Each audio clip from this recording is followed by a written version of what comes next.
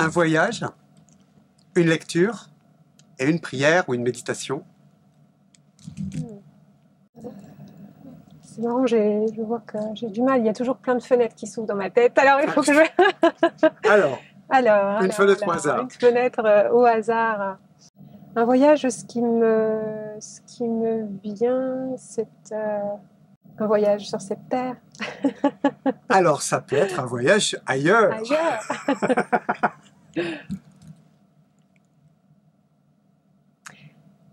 Je vais parler du Vietnam parce que le Vietnam a été vraiment juste avant la bascule pour moi.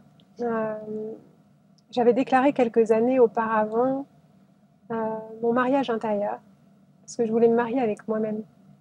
Je voulais faire vraiment l'union entre ce qu'on a évoqué tout à l'heure, le masculin et le féminin en moi, et me retrouver vraiment. Et à l'occasion d'une méditation, j'ai reçu les informations qui m'ont permis finalement d'accepter de mettre fin à une relation amoureuse que j'avais à l'époque. Parce que je ne comprenais pas pourquoi ça ne fonctionnait pas.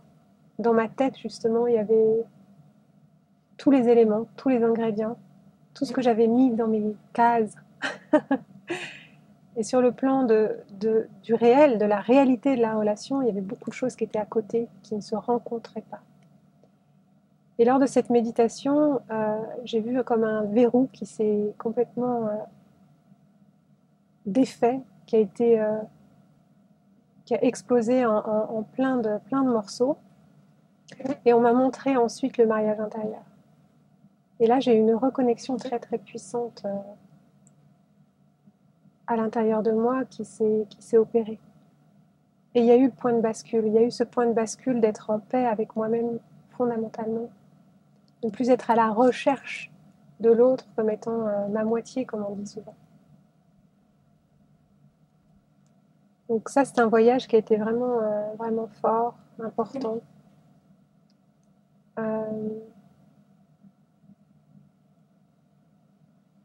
Les lectures, il y en a plein, hein, plein de livres. Là aussi, c'est pareil.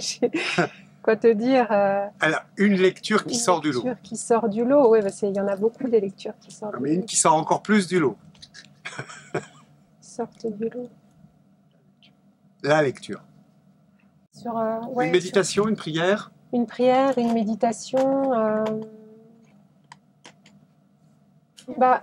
Vraiment, quand je me place dans le silence, c'est vraiment de faire passer cette petite sphère de lumière au niveau du front et qui vient s'installer au niveau du centre cardiaque et vraiment de faire le lien avec la terre et le ciel.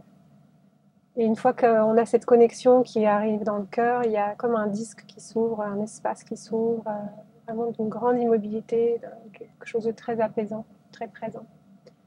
Donc ça pourrait être une prière, si tu veux. Oui, c'est voilà. C'est ma façon à moi de me mettre dans cet espace, de me placer dans cet espace.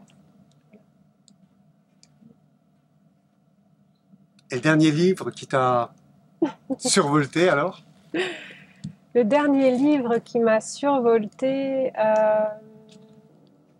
on va peut-être parler à ce moment-là c'est des livres qui ont été écrits il y a un certain nombre d'années maintenant. C'est 2 volumes. C'est les volumes 1 et 2 de la fleur de vie de Drunvalo Melchizedek. Voilà. Pourquoi?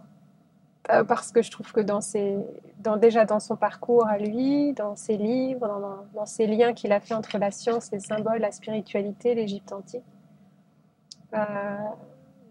l'aspect organique de la vie, biologique, universel, voilà, c'est un monsieur à lire et à connaître. La multidimensionnalité de la vie aussi. Merci Julie.